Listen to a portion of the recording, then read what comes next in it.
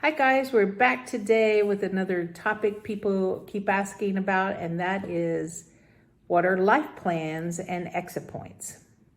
I'm Wendy Van. I'm a counselor and reverend by training, and this is my son Alex Van, who has been open to communication with the other side all his life. And so we're here to kind of share our knowledge. Remember that you can take any part or all of this information, and if it doesn't resonate with you, then of course, you can find other things that might. We also wanted to say, as some people have noticed, that we are moving, so we are pretty bare behind us. And I'm going to do a series of videos about the creative process, and I'm going to show you at the new house how we're doing that and the kind of steps to help you with creativity, because a lot of people get stuck along that way, and it's kind of how my brain works. So she's very creative. Yes. I will share my process, and hopefully that will help you in your process. She has a lot to teach people about that. That's my brain. I will share a report also that I got one time about my creative mind, and it just basically should have said, this is Wendy's mind. Yeah. And so we're going to be doing some of those videos as we move to the new house. And once we're there, we will have an official studio set up to do the videos. So just bear with us.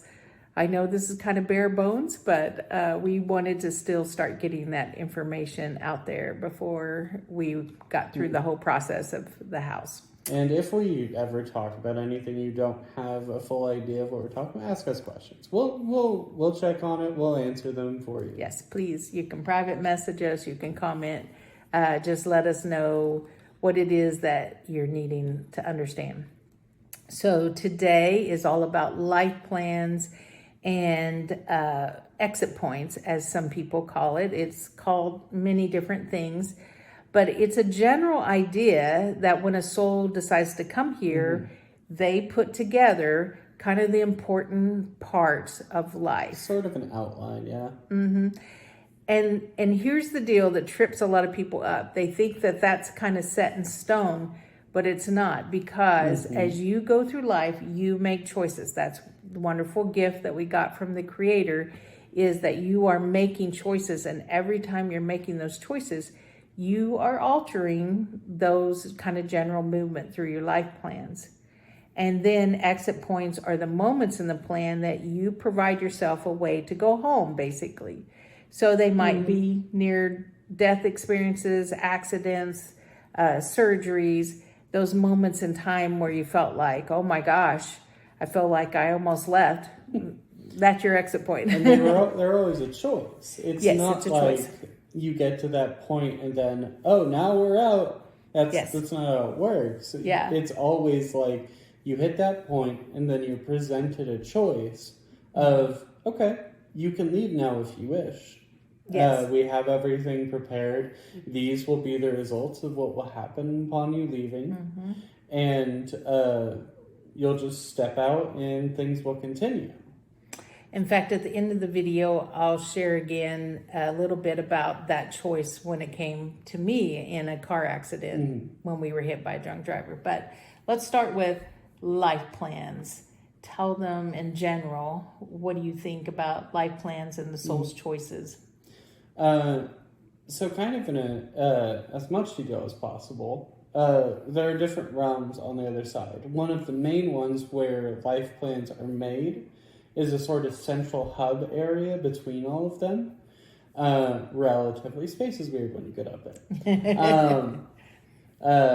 In this central hub area, there are many different types of people that you talk to in this process, sort of like almost an intense version of like applying for like citizenship or other things. Like when you apply for bigger things, almost a huge bureaucratic level of like, let's get every I dotted. And you go through this process and you define things like who are your parents and siblings and who are going to be your best friends throughout the lifetime, where are you going to go to college, what's going to happen this year, And those events are defined in general, and certain events are defined in specific. You can make like concrete points in the life that this is going to happen regardless of what I do. Right. And if you guys have read Journey of the Soul or Destiny of the Soul, he kind of outlines that more in detail in that he was a psychotherapist that would put people in hypnosis to find out like maybe why they're continuing having knee pain and this and that, and kind of stumbled across that the soul started telling him what happens between lifetimes. Mm-hmm. Some really great book and a large amount of work for years that he's collected. And in that process, he describes even practicing with people you have chosen, other souls that you have chosen to come incarn. Like, for example, your mate, you guys might say, oh, you're going to wear this red dress, and because red's my favorite color, and it's going to trigger this. Now, you lose all that memory when you come down here, but those little subtleties kind of pop sort up. of triggers that you put in place. Yeah. Almost like a hypnotic trigger type of thing. And so it's like you meet him and like, oh gosh, he's so familiar, but you don't know why. Well, it's because you practiced all that later before you came. And like any, I want to say especially any negative experiences, you talked to that person before this happened. You went through and made deals about those experiences, and your soul knew they were coming. Now, you can kind of be in the wrong place at the wrong time. Yes. Other souls can choose, let's say... to interfere in a sense. Let's say a school shooting, and a soul just decides that this is what they're going to do. So there are those moments in life, remember we have free will, where someone chooses something else, and that runs into you. Mm-hmm. But for general, like... maybe losses and things like that, you kind of prepared for. Mm-hmm. That's why it's called a life plan and not a life schematic, because it's not set. It is a guideline for how events are going to work out, and it takes a lot of effort. Honestly, I mentioned like concrete points to put into concrete points because it has to have everything lined up. So, and you may put in things in your life plan that you're like, oh, this will make me so strong. And then that derails your entire life plan because you didn't account for how difficult that experience was going to be. It's hard because over there we think, oh, this is going to be such a great experience for our soul to go through. And yet when we come here in this physical with the intensity of the emotions, it becomes something else. So maybe it's you lost your parents early or you lost a child. And in the plan, you were to grow stronger and be more resilient. And instead, the grief overtook you and you became an alcoholic. So those are things that you didn't quite plan because you kind of got tripped up in the experience. Does that mean we can't still grow and learn from it? No, you still can. You always have choices. And to an extent, like that's kind of the purpose behind exit points in the first place, is for those moments where you get overwhelmed or waylaid off course, where it's like, okay, this didn't turn out the way we wanted it. Okay, come on back. Yeah. Step back out of this. We're going to, we'll try to redo that lesson some other time, or you don't have to, but right now, you're not in the right place. Let's step out of this. Yeah, and when we go home, we still process this. This isn't like you just go home and it's over. You go home and a lot of your time is spent really understanding what you learned in the lifetime. And the things that are really significant are the love you gave and the love you received and the lessons that you're learning. That is significant on the other side. Remember, we don't take possessions with us. We don't take material money things with us.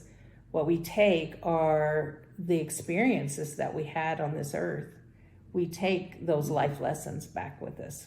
And we talk about lessons a lot, but that's a lot of what the other side is. a lot of these lifetimes and these spaces we find ourselves in are simply there for learning. There are exceptions, of course. There are life plans and people who come to this planet and other planets and other places to do great work.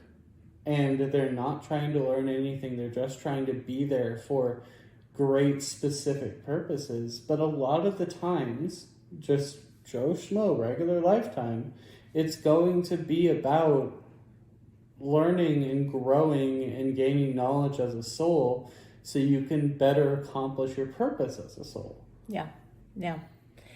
So I just want to finish up quickly with just a tiny bit about the near-death experience that I had when we were hit by a drunk driver and our vehicle rolled and I came out the windshield. One of the significant things in the white light experience and being with this light being was I instantly knew my oldest son and husband would be okay. My oldest son was 18 months old. So for a mother to agree to go, I had a really secure feeling that they would be fine growing up together. And so I said yes. I was asked, do you want to go? The peace on the other side is so undescribable. And it is home, and you know it, and you do want to go. And in that moment, even though I'd